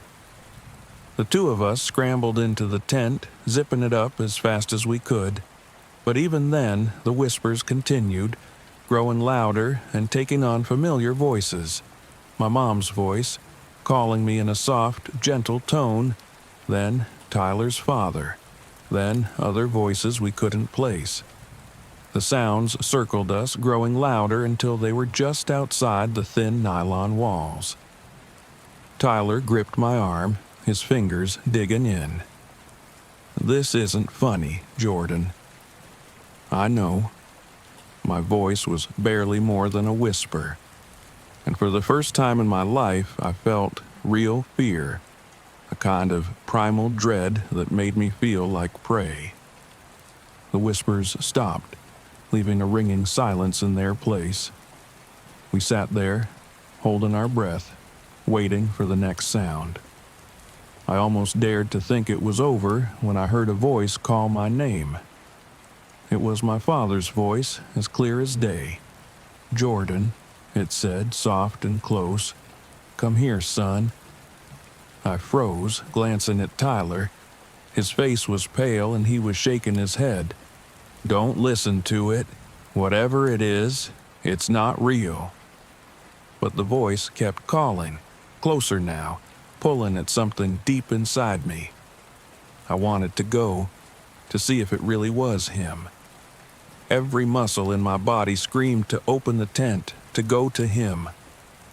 Then I felt Tyler's hand on my shoulder, grounding me. I blinked, snapping out of the trance, and turned to see his face, set and resolute. "We're not moving," he said firmly. "Stay here." The voices shifted again, softer now, murmuring and laughing, taunting us from every direction. We stayed like that, huddled in the tent until dawn, too terrified to move. The morning felt different. The forest was silent, almost eerily so, and when we looked around we realized we weren't where we'd set up camp. Somehow we'd been moved, the tent positioned at the edge of a steep drop we hadn't noticed in the dark. Tyler and I exchanged a look, and I could see the fear in his eyes, the realization that something had been toying with us all night. We packed up quickly, not even speaking, and headed back the way we'd come, though the forest seemed unfamiliar, the trees thicker, the paths narrower. We walked for hours, following the trails we thought we knew, but they kept doubling back, twisting around until I wasn't sure we were moving forward at all. My heartbeat thundered as the reality set in. We were lost. As the day dragged on, we came across another clearing. In the middle was that same spiral pattern from the day before, only this time there was something else. Two shapes stood at the edge of the clearing, shadows that looked like us. They stood perfectly still, watching us with hollow eyes, pale faces, and mouths twisted into twisted smiles. "Jordan," one of the figures whispered, my own voice distorted and wrong. Tyler grabbed my arm, pulling me backward, his face pale as he muttered, "Run, just run." We bolted, tearing through the trees as fast as we could, dodging branches and stumbling over roots. The shadows chased us, flickering at the edges of my vision, laughing in voices that twisted between my own and Tyler's. Finally, the forest opened up, and we saw the ranger's station. We didn't stop until we were inside, slamming the door behind us, gasping for air. The ranger on duty looked up, his face carefully neutral as he watched us, his eyes dark and knowing. "You boys all right?" he asked, but there was something in his tone that made me think he already knew the answer. Tyler and I didn't say much. We left the forest without a word, both of us too shaken to make sense of what had happened. I haven't seen Tyler much since then. Every time I look at him, I see that twisted version of his face, that shadow staring back at me with hollow eyes. We both know that whatever happened in the Black Hills will stay with us, even if we never speak of it again. When Beth first suggested camping in the Black Hills, I shrugged it off as one of her thrill-seeking ideas. I read there's like serious energy there, she'd said, her eyes wide with excitement. She was giddy about this place, practically vibrating with all the spooky things she'd heard about it. I was here for the fresh air, honestly. Devin wanted pictures for his photography portfolio, and Beth just wanted to feel close to something supernatural. I figured it'd be nothing but cold nights and scenic hikes. And yet, here we were, in the middle of nowhere, and I was already regretting it. "Why did you pick this spot?" Chris asked for the third time, his voice full of irritation. Chris wasn't exactly the outdoor type, but Devin had dragged him along. He rolled his eyes every time Beth mentioned ghosts or spirits, and he checked his phone every few minutes as though it could get a signal here. "It's just a vibe," Beth said, sounding a little defensive. "Besides, look around. It's beautiful here." And it was. Towering trees surrounded us, their dark trunks rising into a mist that hung heavy between the branches. The sky was already dimming, colors bleeding out as the sun dipped lower, casting long shadows that seemed to stretch and shift with every gust of wind. I couldn't deny there was something otherworldly about the place, but I'd never admit that to Beth. We set up the RV and started a campfire, but things quickly went south. The stove we'd brought wouldn't work, the water filter leaked, and when Devin wandered off to take pictures, Chris and Beth started bickering. I felt the tension rising around us like the mist, seeping into our group and drawing out every little irritation. When Devin finally came back, I noticed he was pale, his hands clenching his camera a little too tightly. He didn't say much, just sat close to the fire and stared into the woods. I caught him looking over his shoulder a few times, almost like he was watching for something. "What's up?" I asked, nudging him. "Nothing," he mumbled, glancing away, but I knew Devin. I could see the unease in his eyes. Beth broke the silence, trying to keep things light. "Have you heard the story of Walkin' Sam?" she asked, leaning in, her voice dropping to a whisper. "They say he's a tall, shadowy figure who roams these woods. He finds people who are lost or lonely, and he pulls them away, disappearing into the darkness with them." Chris scoffed. "Please, that's just some urban legend, probably made up to scare people." Beth shrugged. "Maybe, but we don't know everything about this place. There are things out here that—" She trailed off, her eyes flicking to the trees. "Let's just keep it light, okay?" I said, trying to keep the peace. I wanted to enjoy the night, not sit here scaring ourselves with stories. As darkness settled in, the forest became eerily quiet. The usual sounds of insects and rustling leaves faded, leaving only the crackle of the fire. Then, faintly, I heard it. The whispering. It was so subtle at first, I thought it was the wind. But soon, it grew louder, overlapping voices like a distant crowd, a murmur of words I couldn't understand. "Do you hear that?" Devin whispered, his face pale in the firelight. Beth nodded, her eyes wide, and even Chris looked uneasy, glancing into the woods. "It's just the wind," I said firmly, trying to sound more confident than I felt, but the chill in the air, an unnatural cold that seemed to seep into my bones, told me otherwise. The whispers continued, rising and falling like waves. I felt a strange pull, a quiet urge to wander into the trees to find the source of that eerie sound. I shook my head, trying to clear it, but the feeling lingered, a nagging presence in the back of my mind. Devin was the first to break. "I'm going to take some photos," he said, grabbing his camera and heading into the darkness. "Devin, don't!" I called after him, but he was already gone. The fire flickered weakly, and that strange, unnatural cold pressed closer. I glanced around, trying to spot Devin, but all I saw were shadows shifting between the trees. "He'll be fine," Chris said, but his voice was shaky. "He's just trying to be dramatic." Minutes ticked by, and the unease settled heavier around us. Then I heard footsteps, slow, measured, coming from the trees where Devin had gone. I felt a flicker of relief, but when I looked up, my heart froze. A tall, thin figure stood at the edge of our campsite, almost blending into the shadows.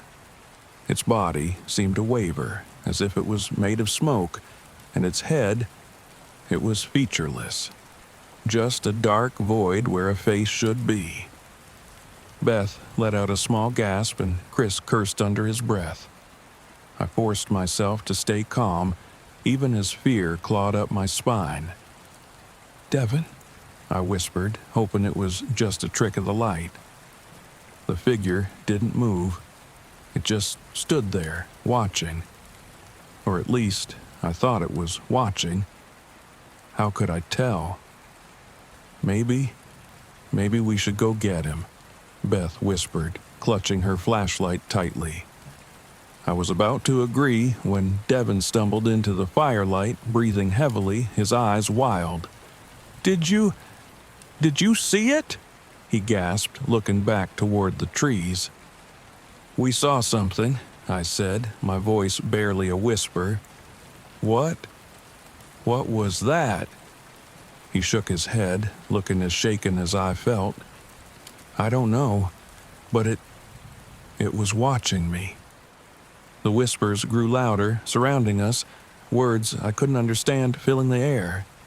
Beth seemed to be in a trance, her eyes glazed over, staring into the darkness with a strange, almost longing look. "Beth?" I shook her, snapping her out of it. "What?" She blinked, looking confused, like she'd just woken up. "We need to get out of here," I said, feeling the weight of the presence around us pressing closer. Now. We scrambled to pack up, but as we tried to start the RV, the engine sputtered and died. Panic clawed at my throat. I could still feel that thing out there, watching us, waiting. Chris tried the engine again, cursing as it refused to turn over. "This can't be happening," he muttered, his voice shaking. "What the hell is wrong with this place?"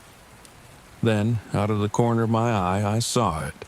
The tall figure standing at the edge of the clearing, closer now, its form more defined.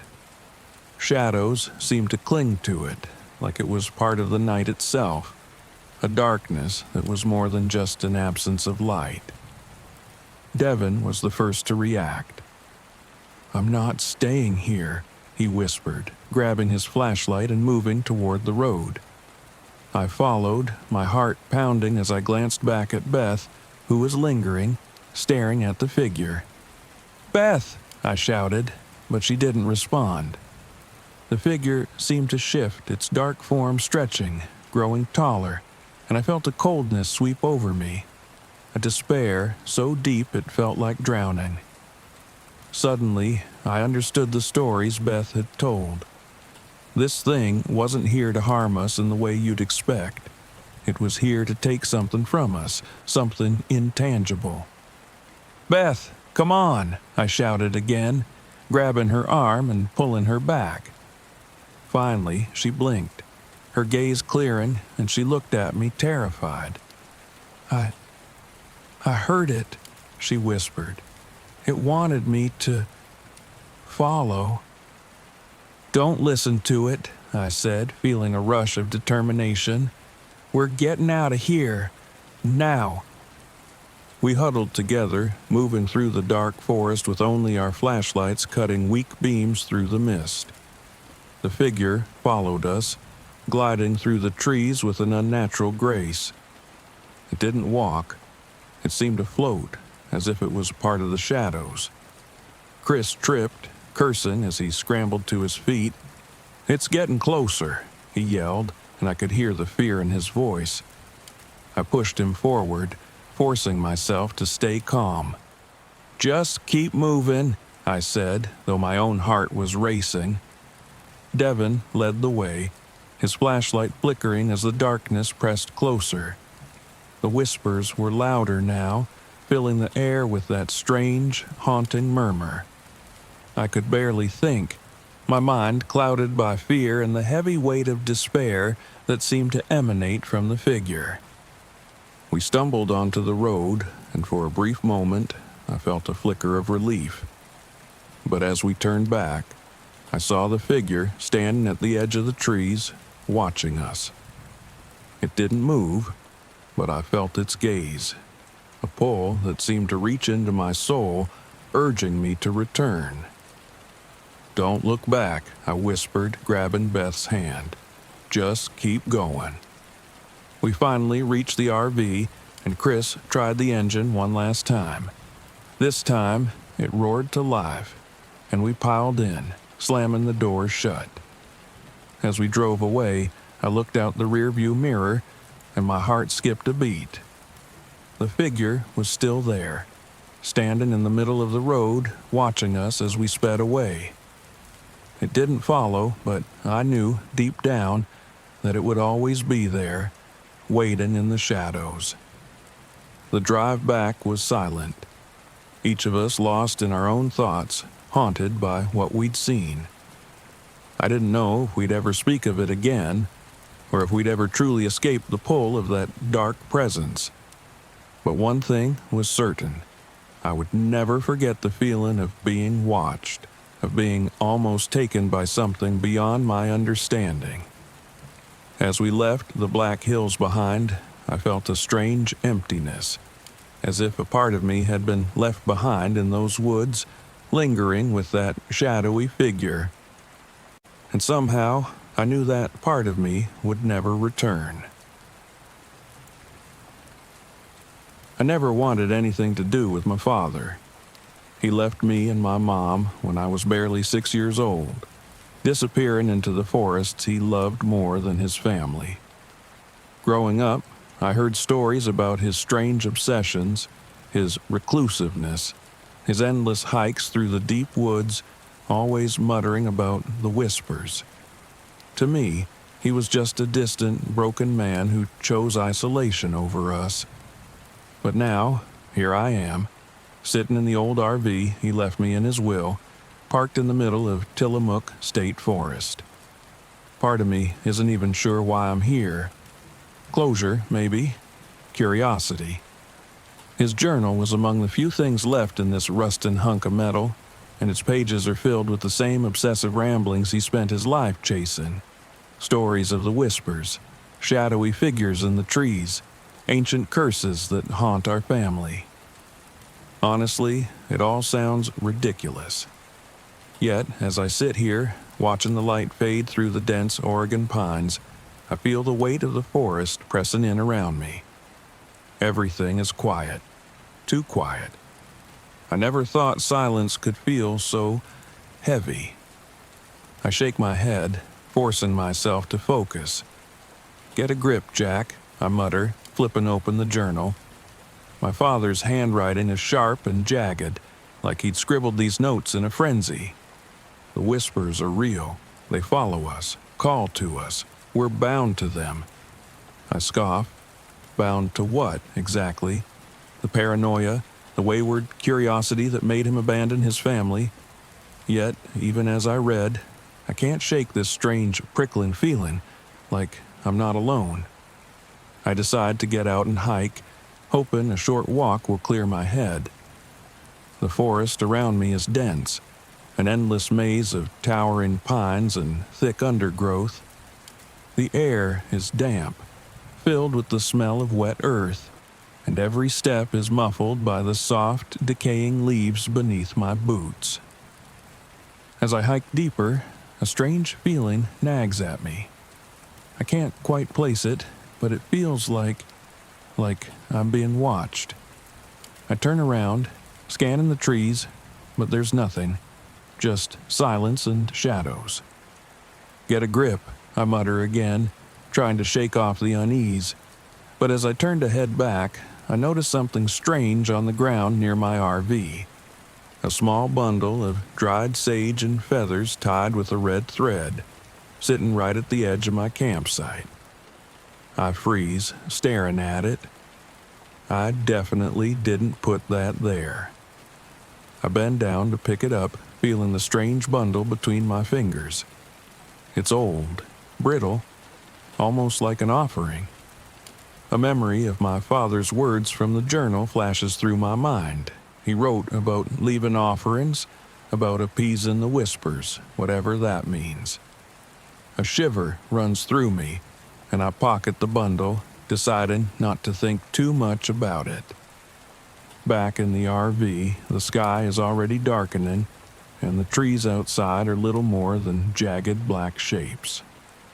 I try to shake off the feeling of being watched, the strange heaviness that lingers in the air. I tell myself it's just the isolation, just the forest playing tricks on me. I open the journal again, flipping to a page where my father's handwriting is larger, almost frantic. They are bound to the land. They remember us. The whispers call for blood. It's up to us to break the curse. The words unsettle me, but I keep reading. The entries grow more erratic, the handwriting messier, until they're almost illegible scrawls. There are sketches, too, rough drawings of what look like shadowy figures and circles of stones. Then one page catches my eye. A sketch of a ring of stones with strange symbols drawn around it. I can't explain why, but the drawing fills me with an inexplicable dread. I shove the journal aside, leaning back, trying to steady my breathing. That night, sleep doesn't come easily. Every time I close my eyes, I see my father's face, his eyes hollow, his mouth moving as if he's whispering something I can't hear. And then I hear it. Real whispers, faint and indistinct, coming from somewhere outside the RV. My eyes snap open and I sit up, heart pounding. The whispers grow louder, soft murmurs that drift through the trees like smoke. I want to tell myself it's just the wind, but there's something unnatural about it. The voices seem to come from every direction, surrounding me, pressing in. I try to breathe, to calm down, but the whispers grow louder. I can almost make out words. No, names. My name and my father's. I throw open the RV door and shine my flashlight into the forest, my hands shaking. Hello? My voice sounds thin, swallowed up by the shadows. There's no response, just the same oppressive silence. But as I sweep the beam of my flashlight across the trees, I catch a glimpse of something. A figure. Tall and dark, barely a shadow, standing just at the edge of the light. I freeze, my mind racing. It looks almost human, but wrong. Its limbs are too long, its body too thin, and there's something off about the way it stands, like it's not used to being in its own skin. Then it turns, just slightly, and I see its face, or rather, the lack of it. It's smooth and blank, a void where eyes and a mouth should be. I stare, unable to look away, my heart thudding so hard I can feel it in my throat. And then just as quickly as it appeared, it melts back into the shadows. I stumble back into the RV, slamming the door shut, my hands shaking uncontrollably. I try to convince myself it was just a trick of the light, an overactive imagination. But deep down, I know what I saw. That thing, it was watching me, just like my father wrote, the whispers. The next day, I'm exhausted, running on maybe 2 hours of sleep. But I know I have to figure this out. The journal, the strange symbols, the whispers. It's all connected somehow. I remember the sketch of the stone circle, the one my father drew with such detail. I don't want to go back out there, but something drives me. A twisted sense of duty, maybe, or a need to understand what my father was chasing. It doesn't take long to find it. Just beyond the campsite, hidden in a dense thicket, is a ring of stones, each one carved with strange symbols, the same ones my father sketched in the journal. The air feels colder here, heavier, as if the forest itself is holding its breath. I kneel beside the stones, my fingers tracing the symbols, feeling the cold, rough texture of the stone under my hand. I can almost hear my father's voice, his frantic muttering about curses and bloodlines, the need to break the curse.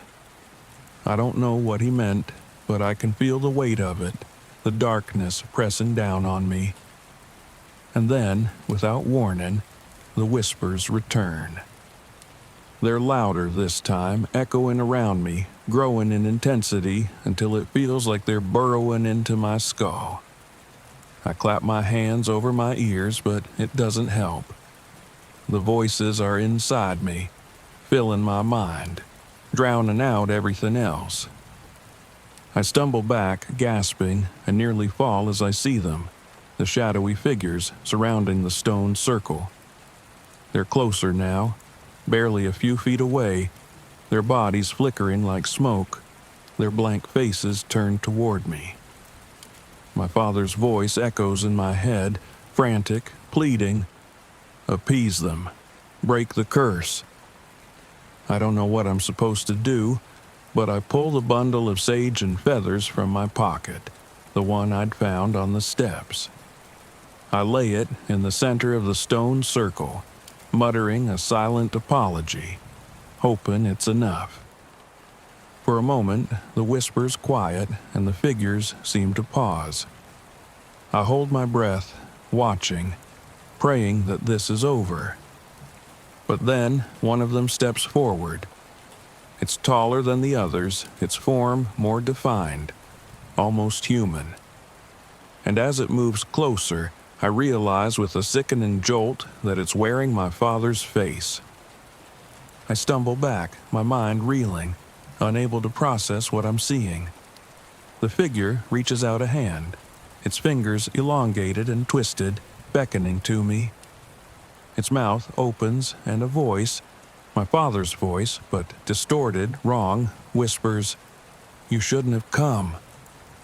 I turn and run, tearing through the undergrowth, my heart pounding, the whispers rising in a deafening crescendo. The forest seems to twist around me, paths doubling back, branches clawing at my skin. I don't know how long I run, but eventually I break through the trees, stumbling back toward the RV, slamming the door shut behind me. I sit there, breathing hard, my mind racing, the whispers still echoing in my ears. I don't know what I've seen, what I've unleashed, but I know one thing. I have to get out of here. I start the engine, peeling out of the campsite, not daring to look back. As I drive, the whispers fade, but the image of that shadowy figure, wearing my father's face, is burned into my mind. I don't stop until I'm back in town, miles away from Tillamook Forest.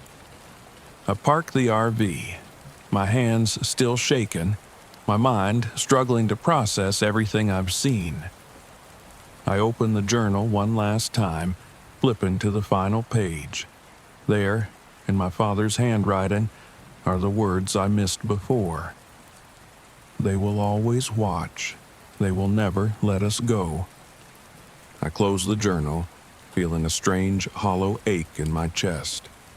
My father tried to protect me, to keep me away from the darkness that haunted him. And now, by coming here, I've opened a door that can never be closed. Every night since, I hear them. The whispers. They're faint, just on the edge of hearing, but they're there, calling to me, reminding me of the curse that binds us to the forest. And I know, deep down, that they'll keep calling until I answer.